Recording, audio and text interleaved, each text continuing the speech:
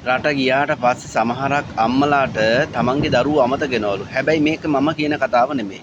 මේ කතාව චුට්ටක් අහලා බලන්න. මේ අද කාලේ හැඩි දැඩි වෙන පුංචි දරු පැටවු කියන කතාවක් තමයි. මේක අන්තර්ජාලයේ TikTok එකේ සැරිසරන කතාවක්.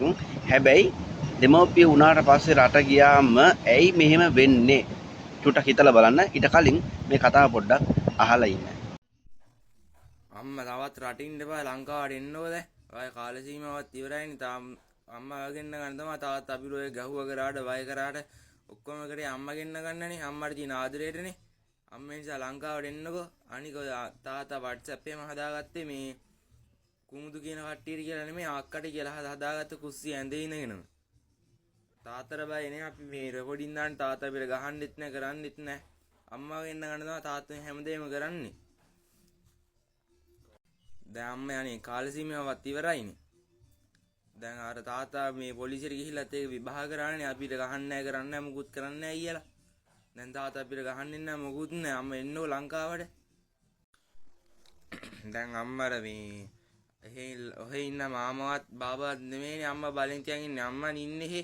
ඒ නිසා එන්නකෝ මේ තව එකක් කියන්න තියෙනවා. අම්මා ඊයර තාත්තා TikTok එකේ බ්ලොග් එකක් දැරලා තියෙනවා. අපි දාපු රෙකෝඩින් එක දැකලා ඒ තාත්තා මේ අම්මා ගෙන්න ගන්න ඕන නිසා තමයි එහෙම දැම්මේ. අපිට නැත්තම් එදා ගැහුවේ කරේ අපිට බොරුවට ගැහුවේ අම්මා ගෙන්න ගන්න ඕන නිසා. නැත්තම් එදා ඒ ඇත්තටම ගැහුවෙත් නැහැ. අපිට එදා මේ අපි දාපු රෙකෝඩ් එක නම් කී දාලා තියෙනවා. අනික අපේ TikTok එකේ දැකලා හිටන් තමයි අම්මා TikTok එකේ බ්ලොග් එකක් දැරලා තින්නේ. ඒ නන්දල මාමලට තමයි බැනලා තියෙනවානේ.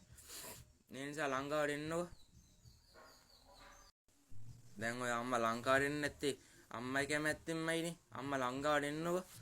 මේ අම්මා ආවා නම් ওই ප්‍රශ්න සේරම ඉවරයිනේ. අම්මා ආපුවම මේ විතර තියෙන ප්‍රශ්න සේරම ඉවරයි. ඒ නිසා අම්මා ඉක්මනට ලංකාවට එන්න. දැන් අම්මේ කාල සීමාවත් ඉවරයි. දැන් අවුරුදු 3කටත් කිට්ටු වෙන්න එනවා. ඒ නිසා ඉක්මනට ලංකාවට එන්න.